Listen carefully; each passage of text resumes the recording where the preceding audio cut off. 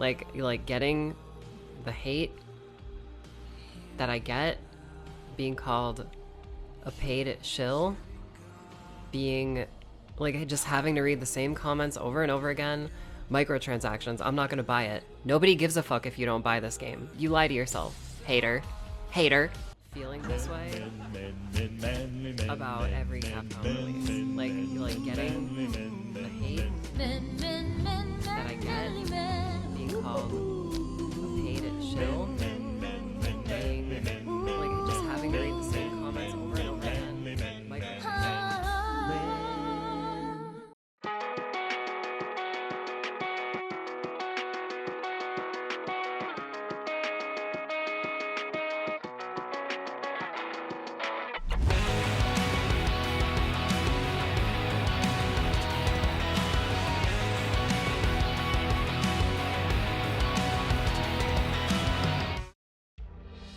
Greed, shills, and localization, a combination truly made in hell in gaming. Yet we see it time and time again, the same egregious methods, just with different studios, and this time it's Capcom. But all of this is far too familiar. The lengths Capcom will go to try and nickel and dime consumers has been well documented since the PS3/360 generation. That gen of gaming specifically showed how corporate Capcom can be once they built years of success with series such as Resident Evil and Street Fighter. So much so that they're still heavily reliant on both of those series to rake in cash even to this very day. Over the last few years, games such as Monster Hunter World and Devil May Cry 5 have seen a boatload of microtransactions, but they are fairly recent examples, such as Street Fighter 6, Resident Evil 7, 8, 2 Remake, 3 Remake, and 4 Remake that have their fair share of microtransactions. Through my time playing said Resident Evil games, minus RE4 Remake, I didn't feel like the game was purposely created with the microtransactions in mind. However, there was something I noticed years later with Devil May Cry 5. In a private conversation with my friend Jinpachi, he was replaying DMC5 on the hardest difficulty and was dying a few times during one of the boss battles. If anyone has played that game, you'll know once you die, you have the option to use a gold orb to revive using red orbs, or alternatively, you can select to go and buy red orbs with real world currency. But if you decline those options, Dante, Nero, or V collapses and you have to watch a scene play out that shows the camera pan out to the Quailof tree, wait for a text to appear, and then watch a loading screen before you can continue the game. We both agree that this drawn out retry sequence was most likely done on purpose to give incentive to purchase red orbs in order to avoid having to watch long drawn out screens simply to retry a part in the game. And I'm not sure if this was ever brought up in the DMC5 microtransactions discussion years ago, but it should be, especially after the game had been out for a couple of years now. The new single player game to feature these practices from Capcom is Dragon's Dogma 2. Not only does it have an absurd amount of microtransactions, but the base game is being sold for $70. On top of that, the game has performance issues on console and PC. All of this is unacceptable, and anyone trying to run damage control for them are to blame for why companies get away with this shit. Obviously by now, a lot of this is old news to people. Nonetheless, issues like this are still worth talking about, because like many, I was looking forward to Dragon's Dogma 2. It had been over 10 years since Dragon's Dogma 1 released in 2012, and DD1 is one of my favorite games and one I highly recommend. So of course the news coming out about the microtransactions and performance issues in Dragon's Dogma 2 was extremely disappointing. To make matters worse, within the character creation, there is no male and female selection in DD2, whereas DD1 had those options. Sadly, this was done to satisfy woke weirdos. Unfortunate as this may be, we have to remember it's Capcom after all. If anything, this should have been expected. While we wanted DD2 to have a solid release, the cronies at Capcom just couldn't help themselves but to taint the highly anticipated release. What made all of this worse was the access media. And no, I'm not talking about game journalists at IGN or GameSpot. I'm talking about the large YouTubers that got review copies of Dragon's Dogma 2 with a review guide provided by Capcom that specified what to expect while reading through the review guide, one being the microtransactions, and not to mention, some of these YouTubers had their own pawns added into the game, specifically referred to as official pawns. I'm not sure if it was Asmongold or someone else that brought the DD2 review guide to light, but once that gained traction, one of the YouTubers that reviewed DD2 by the name of Fightin' Cowboy, who also had his pawn in the game and co-hosted Capcom's highlight stream, revealed that all the YouTubers that got copies of Dragon's Dogma 2 to review received the review guide from Capcom. According to YouTubers like Sphere Hunter, he didn't want to read the guide since it had spoilers in it, as if he had no access to anyone to read the review guide for him, or Sphere Hunter could have simply read through the guide anyway, considering Capcom has a history of egregious business practices.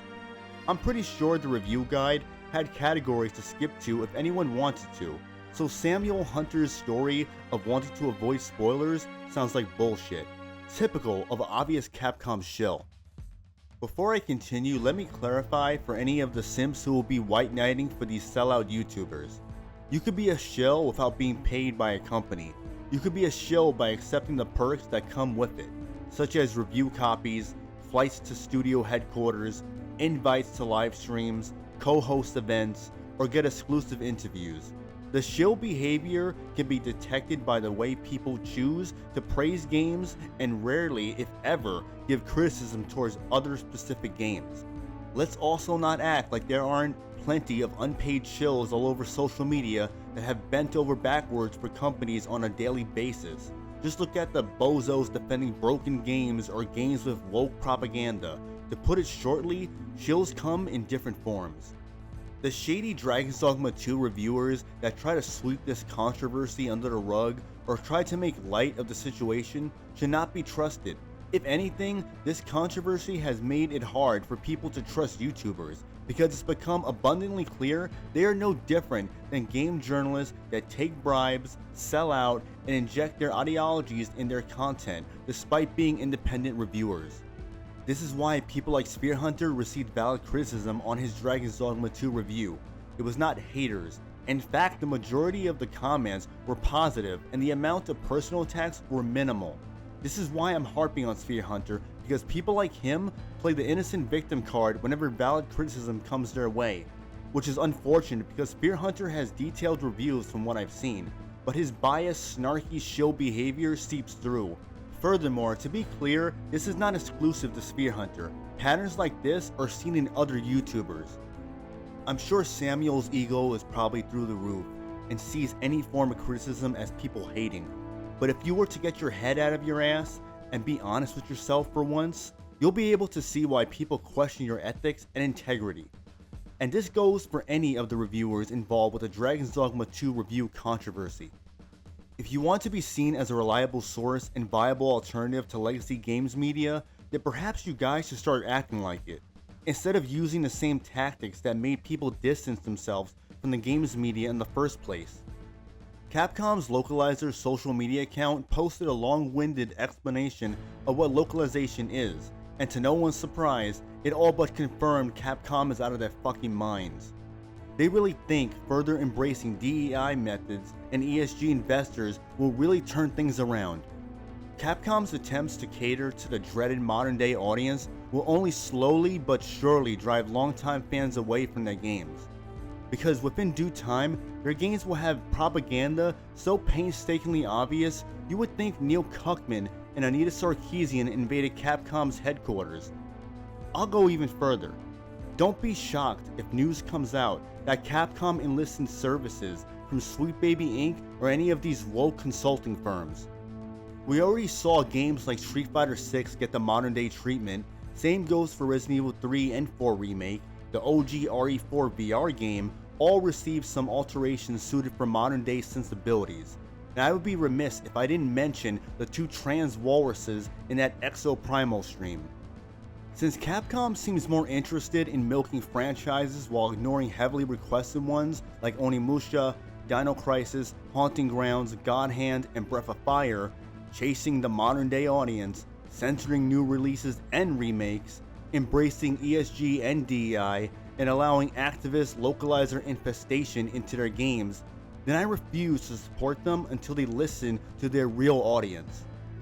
While Capcom looks to receive approval from woke weirdos, game journalist activists, and Larry Fink at BlackRock, they will eventually realize the people they should be seeking approval from are the real fans.